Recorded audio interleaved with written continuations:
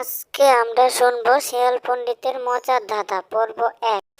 কাঁচাতে যে ফল সর্বজনে খায়, পাকিলে সেই ফল গড়াগড়ি দেয়। উত্তর হলো ডুমুর। কোন জিনিস কাটলে বাড়ে? উত্তর হলো পুকুর। না সে বসে থাকে, চালায় যে তার কাজ, তত্ত্ব তাহার যেই না বোঝে, মাথায় পড়ে বাজ। উত্তর হলো সময়। হাত দিলে বন্ধ করে, সূর্যোদয়ে খুলে, ঘুমটা দেওয়া স্বভাব যে তার, মুখ নাহি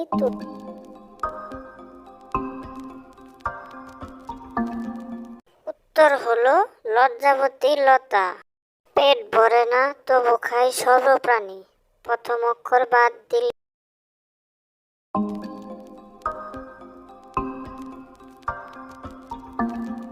উত্তর হলো বাতাস। বন্ধুরা, কে কয়টা পেরেছো কমেন্টে জানিও।